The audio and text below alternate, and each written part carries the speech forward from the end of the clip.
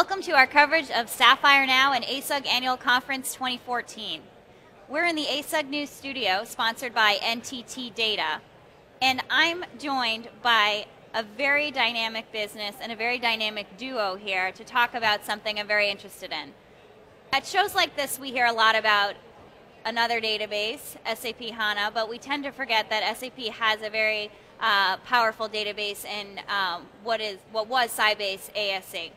And here I have a company that went through a SAP ASE migration from Oracle, and they're going to share some of their benefits and tips. I'm joined by Anthony Bosco, who's the CIO of Day & Zimmermann, and he is also one of our ASUG Board of Directors, and Ed Bender, who is Vice President of Technology and Operations for Day & Zimmermann. Thank you so much for joining me today. Courtney, thanks for having us. So the other SAP database, all right, ASE, represent. Now tell me a little bit about why you decided to go to ASE. Well, there were really two reasons.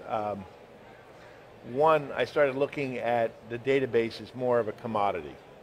And I figured out how much maintenance I was spending on a database and what I was really getting for it. Also, I started thinking and looking to HANA and thinking about kind of a pathway to HANA. And SAP had really a great program where I was able to simplify my database structure and operating systems, move to ASE, save money on maintenance, and really almost create a pathway to HANA as well. So that's what was the motivation. And you were able to save quite a bit of money on maintenance and other items by moving to ASE, right, Ed? Yes. I mean, the second reason that Anthony said there were two is about that time we were due for an annual, not annual, but every 3 to 5 years we do a technology refresh to our infrastructure. And so it was about that same time that we started also looking at the database as well. And by simplifying all of our architecture internally, building our own private cloud, and switching databases, we were able to simplify our operations across the board, including maintenance spend and technology spend. Yeah, I think in terms of total, because we used to have our SAP environment had really two operating systems. We ran HP Unix and we ran Windows. We were able to consolidate all of that. We were able to we got away from Unix boxes.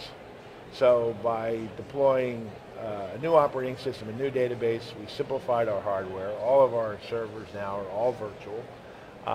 We probably saved somewhere in the neighborhood of about 20% in terms of our total year-over-year operating costs in our maintenance and hardware and software maintenance budget, which is pretty significant. And with ASE, we also achieved the benefits of compression, which is native with ASE when you install it. So our database size shrunk for all of our instances across the board, and we had performance gains as well. The new ASE version we went with was the latest version at the time, and we saw performance increases in different batch runs or even interactive transactions, anywhere from 3 to 10 times performance improvement. And we didn't have to wait for HANA to do that yet. I mean, at some point we'll get there, but at the time we figured we could both save money and have an increase in performance and simplify our environment. And again, that's when HANA was just starting to become more commonplace. So it was kind of an interim step to savings and increased performance before making the leap to HANA. And then once we got stable, I think that maybe Ed can expand upon this a little bit. Within about a year of rolling it out, less than a year, we were able to look at our organization, shift some resources around, can actually compress the number of resources that we have focusing on operating systems and databases, probably by a third. Wow. And some of those resources have gone away, and some have been redeployed to front-facing innovative investments, as opposed to keeping the lights on. When you think about operating systems and basis people and database administrators, I mean, they're valuable jobs, but the businesses, the only benefit they get is having the systems running. Right. By being able to compress that by a third or more, that's pretty significant. That's huge. So this was really a part of a bigger business transformation initiative that you saw ASE being an important part of. Right. Yeah. And I can tell you, I mean, Ed and I had some very interesting discussions early on, because Ed is definitely more of the technologist out of the dynamic duo, and I'm much more of the number side. And Ed said to me one time, he said to me, there's some risk in this because, you're making this about money, aren't you? And I said, yeah, I am making it about money. But once we got aligned and Ed got the team on board, we had some hiccups here and there, but between some of the folks that we ran into at ASUG and through SAP, we really had almost a non-eventful go-live and transition, and it has been running rock solid for almost a year. It's interesting that you mentioned the risk aspect of it because you really were one of the first customers to do this, right? Have you seen an uptick in interest from other customers now? Are you receiving reference calls and everything? Yeah, we've done a few reference calls, some interviews with SAP for some, customer articles and things like that. We weren't the very first. I think we did some of our own reference checking early on. I think there were 2 other customers that we were in discussions with about their experiences, and of course we thanked them profusely because by the time we got to it, a lot of the issues were ironed out, so it was fairly smooth for us. Yeah, you talk about risk. I remember sitting down with our CFO, and it's not very often that the 2 of us agree on things, and he was actually arguing to stay, even though what we were proposing was a less costly solution, because he was like, well, who does this? And but luckily I had the CEO on my side, and we went forward and made this move, and now the CFO's reaping the rewards. I mean, the risk wasn't just ASE. The risk was more in the fact that we were combining multiple changes, because anytime you have change, there's risk. But as Anthony alluded to earlier, we were changing databases, we were changing operating systems, we were going virtual 100% where we were not. Hardware platform, and we consolidated 3 data centers into 2, and we did that all as one project. It all happened, over a 3 to 6 month period. About 3 months of planning and another 3 months of actual work and conversion. So Anthony's a big proponent, and probably the father of, right, the integrated enterprise approach. And this is something it sounds like you've really been able to achieve by doing something that was very hard at the outset that's now making things more simple. Can you talk to me a little bit more about that? Well, I mean, I think that anytime you have a simple underlying architecture, it allows you the agility to move and change tactics in the short run.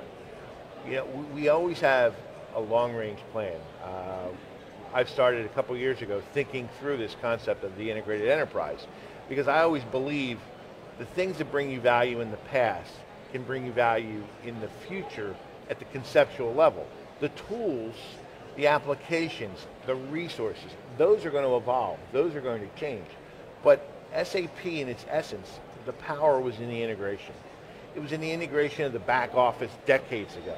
Now it's in the integration of your whole enterprise, whether it's your internal workings in terms of purchasing, manufacturing, human resources, logistics, analytics, how you're integrating with your supply chain, how you integrate with your customer's value proposition.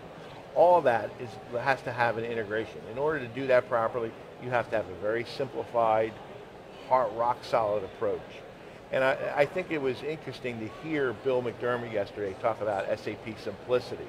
There was a challenge. Somebody says, well, it's going to be hard to make this very complex software simplistic. It's going to be curious to see how SAP does with regard to that. And I made a comment. I said, well, will they ever achieve their full goal? You hope they do. But even if they fall short, we, as the consumers of the software, we have an obligation to simplify. Because today we all run the same software, okay? But if you don't take a look at it in terms of what are you really trying to get out of it from a benefit perspective, there's 10,000 things you can do.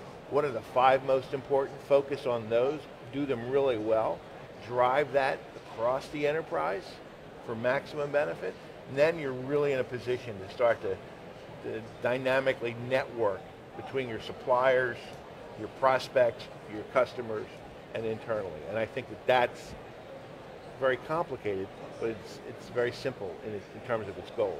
That's what you focus on at the simplest level. So we as consumers, I think, have the obligation to simplify. That's a very interesting way to look at it, Anthony. And I thank you both for your time here this afternoon, and enjoy the rest of the show, and good luck with the rest of the project. Thank you. All right, Welcome. you. Thank you so much for watching our coverage of ASUG Annual Conference and Sapphire Now. You can learn more about more stories from Sapphire on ASUG News.